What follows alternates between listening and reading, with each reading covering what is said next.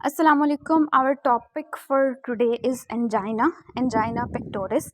Angina pectoris की definition क्या है, ये होता क्या है। बेसिकली आपको पता है कि जिस तरह हमारी बॉडी के बाकी ऑर्गन्स को ब्लड सप्लाई चाहिए, ब्लड सप्लाई के साथ साथ उस ब्लड के अंदर उसको एडिक्वेट अमाउंट में ऑक्सीजन भी चाहिए to work in an optimum way. तो इसी तरह से हार्ट जो है उसको भी ऑक्सीजन सप्लाई चाहिए, और उसकी ऑक्सीजन सप्लाई कहाँ से आ रही होती है? ऑल ऑफ यू नो कि उसकी ऑक्सीजन सप्लाई कोरोनरी आर्टरी से आ रही होती है। सो और डिमांड के अकॉर्डिंग आ रही होती है, यानी वो जो ऑक्सीजन सप्लाई है वो कम भी हो रही होती है, वो बढ़ भी रही होती है depending upon the persons activity कि अगर वो रेस्ट कर रहा है तो ऑक्सीजन सप्लाई एक नॉर्मल वे में चल रही होगी, अगर वो एक्सरसाइज करेगा या कोई स्ट्रेस वाली एक्टिविटी दूसरी करेगा या किसी और स्ट्रेस कंडीशन में होगा, और एज अ रिज़ल्ट बॉडी की नीड बढ़ेगी। और जब आपको पता है बॉडी की नीड बढ़ेगी तो हार्ट को भी ज़्यादा पंप करना पड़ेगा, हार्ट को ज़्यादा पंप करना पड़ेगा तो उसकी भी ऑक्सीजन डिमांड ज़्यादा हो जाएगी, उसकी ऑक्सीजन डिमांड ज़्यादा होगी तो कोरोनरी आर्टरीज़ को ज़्यादा सप्लाई देनी पड़ेगी। सो एक बैलेंस चल रहा होता है दोनों चीज़ों के दरमियान कि हार्ट की डिमांड कितनी है और मायोकार्डियम को ऑक्सीजन सप्लाई कितनी मिल रही है कोरोनरी आर्टरीज से। So if there is imbalance between this phenomena तो उसको उसकी वजह से एंजाइना पेक्टोरिस होता है। और एंजाइना पेक्टोरिस में होता क्या है बेसिकली कि जब ब्लड सप्लाई मायोकार्डियम को सही से नहीं मिल पाती तो मायोकार्डियम का इस्कीमिया हो जाता है, but it is a transient process, it is a reversible process, it is not a irreversible process. और इसकी वजह से जो सिम्टम्स आ रहे होते हैं उसके कॉम्प्लेक्स को फिर हम लोग कह देते हैं जी एंजाइना पेक्टोरिस है। सो इसकी अगर आप डेफिनेशन करना चाहें तो वो किस तरह से करेंगे?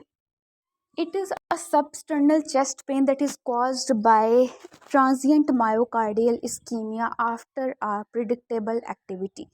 प्रिडिक्टेबल एक्टिविटी आप करोगे, आपको पता है कि इस लिमिट तक आप एक्सरसाइज करोगे तो फिर उसके बाद ये सिम्टम्स आना शुरू होंगे। इसमें कभी भी अनप्रिडिक्टेबल नहीं होता।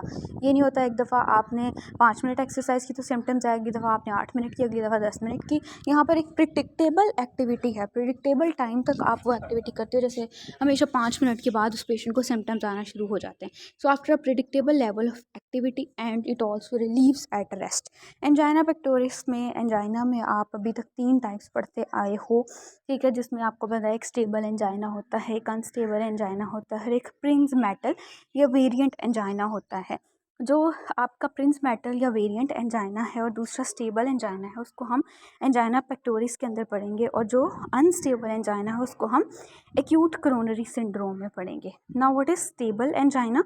यहाँ पर लिखा नहीं हुआ लेकिन मैं आपको बता देती हूँ। स्टेबल एंजाइना का मतलब वो है वो टाइप है एंजाइना की कि जिसमें पेशेंट बिल्कुल नॉर्मल है अगर वो रेस्ट पर है।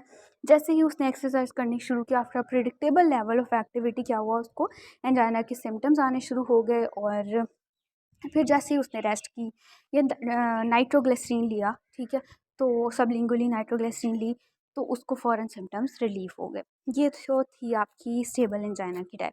Next is Prince metal angina, वो भी मैं आपको बताती हूँ नेक्स्ट होता क्या है उसके अंदर। पहले हम पैथोजेनेसिस ऑफ स्टेबल एंजाइना देख लेते हैं।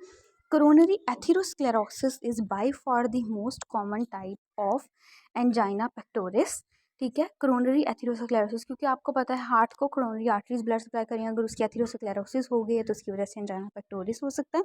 Number 2 is aortic valve disease, ठीक है, एयोटा नहीं पूरी बॉडी को, और इसी तरह कोरोनरी आर्टरीज को ब्लड सप्लाई देनी होती है। अगर एयोटिक वाल्व डिजीज़ है, एयोटा की इन्फ्लेमेशन है, एयोटाइटिस है, या फिर कोरोनरी आर्टरीज की अपनी ही इन्फ्लेमेशन हो गई है, वास्कुलाइटिस है, या फिर हाइपरट्रॉफिक कार्डियोमायोपैथी है, तो ये सारी हमारे पास क्या हैं, इसकी पैथोजेनेसिस में आती हैं एंजाइना पेक्टोरिस की, या फिर ये रीजंस हैं एंजाइना पेक्टोरिस की। ये लिखा हुआ वास्कुलाइटिस और एओर्टाइटिस भी। After that comes the coronary artery spasm. Coronary artery का स्पैज जो है ये वेरिएंट एंजाइना में ही होता है, और जो वेरिएंट या प्रिंस मेटल एंजाइना है उसमें कोरोनरी आर्टरी का स्पैज भी हो सकता है, ठीक है, विद और विदाउट कोरोनरी आर्टरी एथेरोस्क्लेरोसिस। ऐसा भी हो सकता है कि एथेरोस्क्लेरोसिस भी हो और फिर सम टाइम स्पैज्म भी हो जाता हो कोरोनरी आर्टरी का, ठीक है, या फिर ये भी हो सकता है कि सिर्फ कोरोनरी आर्टरी स्पैज्म की वजह से भी प्रिंस मेटल एंजाइना हो सकता है। और इसमें ट्रिगर्स के तौर पर जो चीज़ें, आखिर स्पैज्म क्यों होता है कोरोनरी आर्टरी का, ये अननोन है, ठीक है, इसका मैकेनिज्म क्लियर नहीं है कि क्यों होता है, लेकिन इसके ट्रिगरिंग फैक्टर्स में एक्सरसाइज आ जाता है, स्मोकिंग, कोल्ड, स्ट्रेस, या फिर कोई मेडिकेशंस वगैरह। अकर्स इन मिडनाइट, और ये मिडनाइट में होता है या फिर अर्ली मॉर्निंग के टाइम पर होता है, और ये भी रेस्ट पर ही हो जाता है। प्रिंस मेटल एंजाइना भी रेस्ट पर ही हो जाता है। इसके अलावा एक हमारे पास सिंड्रोम है, सिंड्रोम एक्स। ठीक है, सिंड्रोम एक्स में ये होता है, पहले मैं आपको क्लासिफिकेशन ऑफ एंजाइना पेक्टोरिस ये वाला जो टेबल है इसमें अगर आप देखो तो इसमें वो 3 करेक्टरिस्टिक्स बता रहा है एंजाइना की, ये कि एंजाइना में एक तो डिस्कम्फर्ट होती है, सबस्टर्नली चेस्ट पेन होती है। ठीक है, और वो चेस्ट पेन नेक में भी जारी होती है, शोल्डर्स में भी जारी होती है, जॉ और आर्म्स में भी जारी होती है, और ये फिज़िकल एक्सर्शन से ये पेन प्रेसिपिटेट हो जाती है या फिर ज़्यादा हो जाती है और रिलीव हो जाती है ये पेन रेस्ट पर। ठीक है, या फिर विदिन 5 मिनट्स ये पेन जो है वो रिलीव भी हो जाती है बाय रेस्ट विदिन 5 मिनट्स। ठीक है, रेस्ट करने पर। ये मैं तीनों क्राइटेरियाज आपको पहले बता चुकी हूँ। अगर ऐसी पेन हो तो उसको हम टिपिकल एंजाइना कहते हैं, यानी उसके अंदर ये तीनों के तीनों फीचर्स हों तो उसको हम लोग टिपिकल एंजाइना कहते हैं, और अगर इनमें से कोई 2 फीचर्स हों तो फिर हम उसको एटिपिकल एंजाइना कहते हैं, और इसमें से एक फीचर हो या कोई भी ना हो तो फिर हम इसको नॉन एंजाइनल चेस्ट पेन कहते हैं। तो सिंड्रोम एक्स जो है, सिंड्रोम एक्स में हमारे पास ये हो रहा होता है कि टिपिकल एंजाइना वाले सिम्टम्स भी आ रहे हैं। जब वो पर्सन एफर्ट करता है, एक्सर्शन करता है, तो फिर उसको टिपिकल एंजाइना वाले यानी वो पेन वगैरह भी हो रही होती है। लेकिन जब हम उसका क्या करते हैं, स्ट्रेस टेस्टिंग करते हैं, ये हम इन्वेस्टिगेशंस में पढ़ेंगे कि स्ट्रेस टेस्टिंग क्या होती है। इसमें हम लोग एक्सरसाइज बंदे को कराते हैं और एक्सरसाइज करते हुए उसकी ईसीजी ले लेते हैं। ठीक है, इसके अलावा और भी टेस्ट होते हैं, डोब्यूटामीन दे देते हैं। ठीक है, और फिर हम उसकी ईसीजी ले लेते हैं। तो इस तरह करके हम स्ट्रेस टेस्टिंग कर रहे होते हैं, और स्ट्रेस टेस्टिंग पर हमें पता चलता है कि उसका मायोकार्डियल इस्कीमिया जो है वो रिवर्स, पता नहीं एरोज उल्टे क्यों लग रहे हैं, मायोकार्डियल इस्कीमिया उसका रिवर्सिबल है या फिर इरिवर्सिबल है, ये चीज़ हम लोग उसके अंदर देख रहे होते हैं। तो हमें यहाँ पर उसका मायोकार्डियल इस्कीमिया भी मिल जाता है। ठीक है, लेकिन जब हम उसकी करोनरी आर्टरी एंजियोग्राफी करते हैं तो खुद सपोज करें कि जब उसको मायोकार्डियल इस्कीमिया हो रहा है, तो मायोकार्डियल इस्कीमिया क्यों हो रहा है, क्योंकि करोनरी आर्टरीज में कोई मसला चल रहा है। लेकिन जब हम उसकी करोनरी आर्टरी एंजियोग्राफी करते हैं तो बिल्कुल उसकी नॉर्मल करोनरी आर्टरीज होती हैं, वैसा तो नहीं होना चाहिए ना, इसलिए इसको हम सिंड्रोम एक्स कह देते हैं। बाकी अदर कॉजेज भी मैंने आपको बता दी कि हाइपरट्रॉफी कार्डियोमायोपैथी हो सकती है, एओर्टिक स्टेनोसिस हो सकती है, और एओर्टाइटिस हो सकता है, ये सारी कॉजेज हो सकती हैं एंजाइना पेक्टोरिस की। नेक्स्ट हम अगर इसके क्लिनिकल फीचर्स को देख लें तो क्लिनिकल फीचर्स में वही है कि टिपिकल एंजाइना होता है, एटिपिकल एंजाइना होता है, ये नॉन एंजाइनल चेस्ट पेन यहाँ पर होती है। और एक हमारे पास टर्म यहाँ पर जो बताई हुई है आपकी बुक में, that term is about warm up angina. ठीक है, वार्म अप एंजाइना क्या है कि पेशेंट को डिस्कम्फर्ट सिर्फ तभी होती है कि जैसे अभी वो उठा, ठीक है, पहले रेस्ट पर था, उठा, पहले 1 मिनट के लिए जब वो चला, ठीक है, तो तब उसको पेन हुई या डिस्कम्फर्ट हुआ। लेकिन बाद में क्या हुआ कि जब इवन उसने ग्रेट एफर्ट भी की, उसने एक्सरसाइज भी की, तब भी उसको कोई सिम्टम्स नहीं आए। बस इनिशियली उसको डिस्कम्फर्ट होती है जब वो चलना स्टार्ट करता है, स्टार्ट करने पर उसको डिस्कम्फर्ट होती है सिर्फ। उसके बाद चाहे वो एक्सरसाइज करता है, चाहे स्विमिंग करता रहे, जो भी काम करता रहे, उसको कोई भी मसला नहीं होता। यह है वार्म अप एंजाइना, कि जब वो वार्म अप हो रहा होता है उस टाइम पर उसको एंजाइना होता है। आफ्टर दैट कम्स के फिज़िकल एग्जामिनेशन हमने करना होता है। फिज़िकल एग्जामिनेशन में हमने रिस्क फैक्टर्स को रूल आउट करना होता है कि रिस्क फैक्टर्स कौन कौन से मौजूद हैं इस पर्सन के अंदर, और मौजूद हैं भी या नहीं हैं। ठीक है, जैसे कि हाइपरटेंशन, डायबिटीज़ मेलाइटस। ठीक है, इसके अलावा हम आर्टीरियल डिजीज़ के अंदर मैनिफेस्टेशंस जैसे पेरिफेरल आर्टीरियल डिजीज़ तो नहीं है उसको, ठीक है, या फिर एनीमिया वगैरह तो नहीं है, क्योंकि हम लोगों ने क्या पढ़ा था, हार्ट फेलियर में भी एनीमिया पढ़ा था, क्योंकि एनीमिया में वर्क लोड ऑफ हार्ट बढ़ जाता है, या दूसरे अल्फाज में हम ये भी कह सकते हैं कि मायोकार्डियम की ऑक्सीजन डिमांड बढ़ जाती है क्योंकि हार्ट ने ज़्यादा ब्लड पंप करना होता है। ठीक है, तो कोई ऐसी अनरिलेटेड कंडीशंस तो नहीं है जो कि एग्जॉस्टरबेट कर रही हैं एंजाइना को, जिसमें एनीमिया, थायरोटॉक्सिकोसिस, ठीक है, ये सारी चीज़ें आती हैं। या फिर सिस्लिक मरमर तो नहीं सुनाई दे रहा। ठीक है, मरमर जो है वो एओर्टिक स्टेनोसिस में आपको मिलता है। एओर्टिक स्टेनोसिस में मैंने बताया एंजाइना की एक कॉज होती है। इसके अलावा हमारे पास ये क्लासिफिकेशन है Canadian cardiovascular society angina score, जिसमें क्या है, एंजाइना क्लास 1 हम तब कहते हैं कि अगर पर्सन स्टर्नस या प्रोलॉन्ग फिजिकल एक्टिविटी करे और उसको सिम्टम्स आए। क्लास 2 तब कहते हैं जब विग्रस फिजिकल एक्टिविटी करे, यानी थोड़ी बहुत प्रोलॉन्ग या एक्टिविटी करने पर नहीं, बल्कि काफ़ी ज़्यादा वो विग्रस फिजिकल एक्टिविटी करे तब उसको सिम्टम्स आए। जबकि क्लास 3 क्या है कि डेली लाइफ की एक्टिविटीज़ भी कर रहा है स्टिल, तब भी उसको सिम्टम्स आ रहे हैं। और क्लास 4 क्या है, कोई भी एक्टिविटी नहीं कर रहा, इवन एवरीडे एक्टिविटी भी नहीं कर रहा, सिंपली वो बैठा हुआ है, रेस्ट कर रहा है, तब भी उसको एंजाइना के सिम्टम्स आए, तो दैट इज़ क्लास 4। अच्छा, एक बात मैं यहाँ पर जो आपको बताना भूल गई थी वो ये थी कि जो प्रिंस मेटल एंजाइना होता है ना, प्रिंस मेटल एंजाइना में एसटी सेगमेंट की आपको एलिवेशन मिल रही होती है। जब आप उसका ईसीजी करोगे ना तो आपको एसटी सेगमेंट की एलिवेशन मिलेगी इस पेशेंट के अंदर।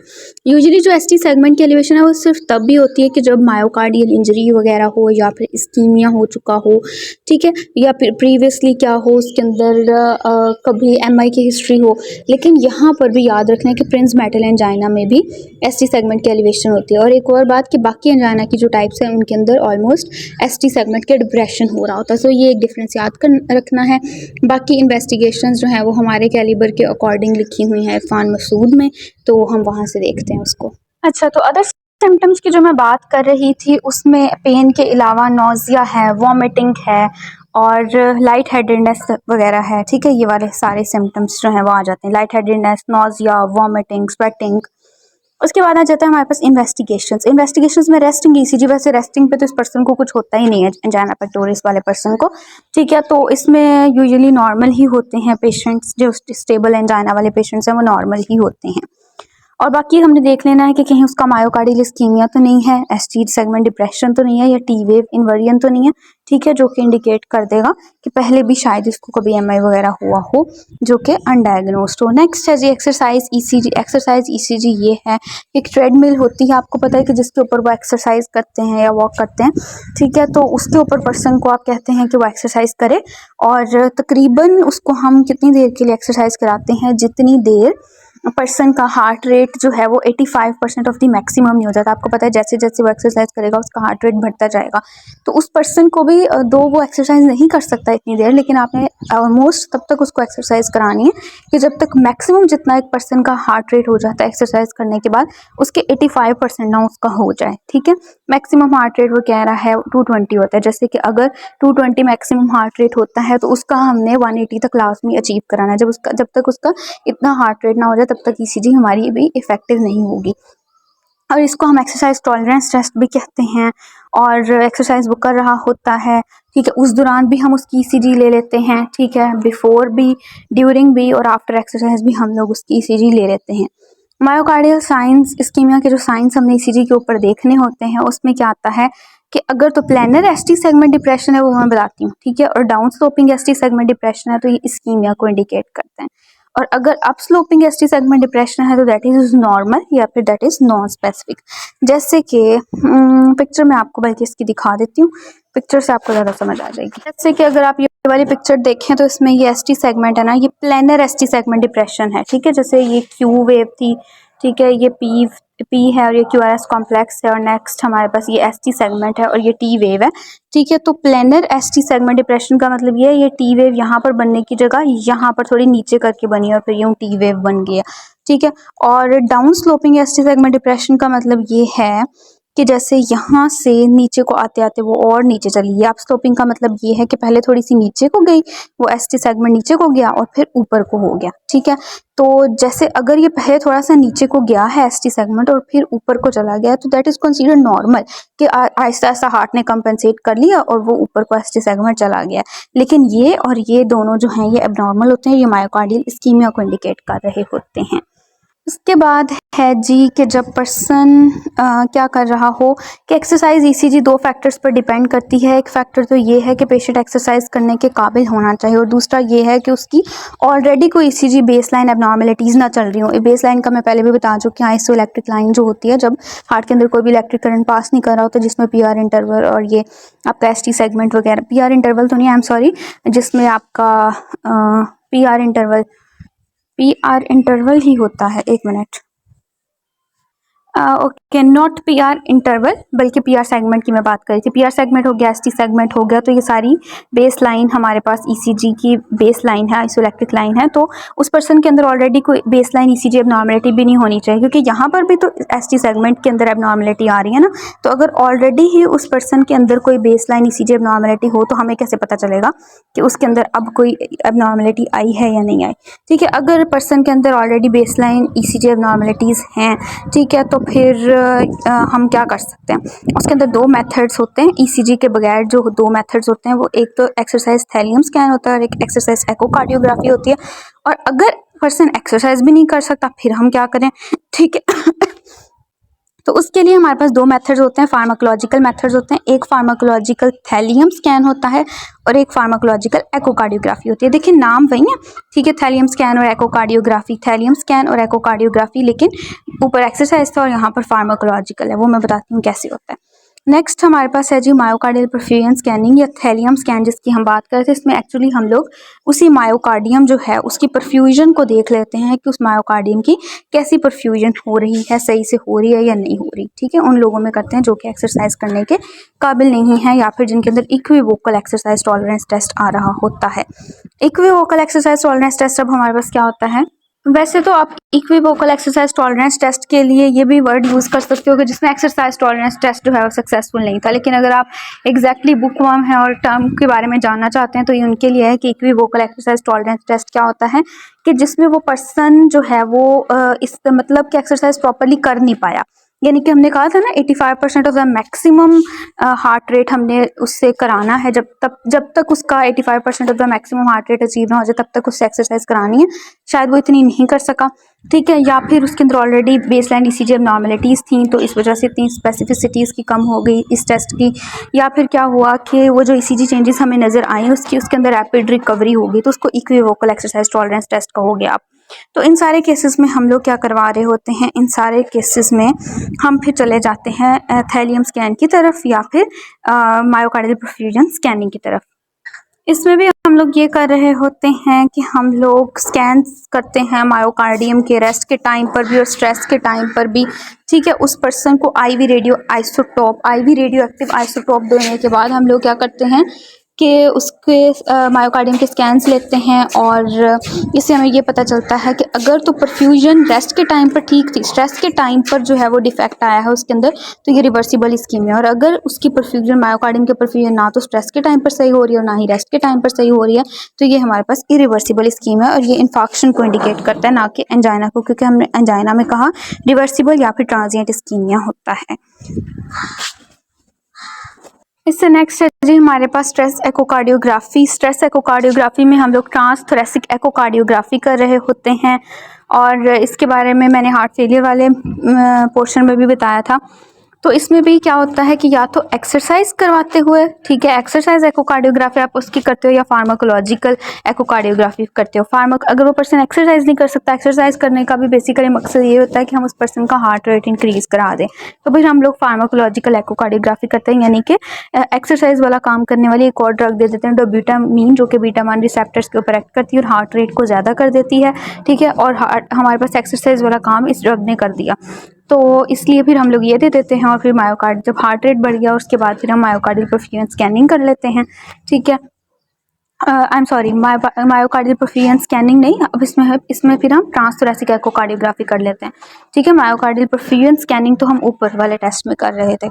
उसमें भी इंटरप्रिटेशन यही है कि अगर तो मायोकार्डियम या वो जो वेंट्रिकल्स की एट्रिया की वॉल है, ठीक है, वो उसकी मोशन सिर्फ स्ट्रेस के टाइम पर कम हुई है, उसकी मूवमेंट सिर्फ स्ट्रेस के टाइम पर कम हुई, तो ये रिवर्सिबल स्कीमिया है या एंजाइना है। और अगर वॉल की मोशन जो है स्ट्रेस के टाइम पर या रेस्ट के टाइम पर, दोनों टाइम पर ही कम रही है, तो ये इरिवर्सिबल स्कीमिया है और ये इन्फाक्शन को इंडिकेट कर रहा होता है। After that comes the coronary angiography. Coronary angiography जो है मोस्ट एक्यूरेट टेस्ट जो है वो हमारे पास कोरोनरी एंजियोग्राफी ही है, क्योंकि इससे आपको पता चल जाएगा कि आप जब एंजियोग्राफी कर लोगे तो आपको नज़र आ जाएगा कि कहाँ पर जो है वो कोरोनरी आर्टरी डिजीज़ की एग्जैक्ट लोकेशन कहाँ पर है। और ये बड़ी यूज़फुल होती है अगर आपने परक्यूटेनियस कोरोनरी इंटरवेंशन का कैबेज करना है। ठीक है, ये पीसीआई और कैबेज को हम लोग नेक्स्ट डिस्कस करेंगे इंशाल्लाह।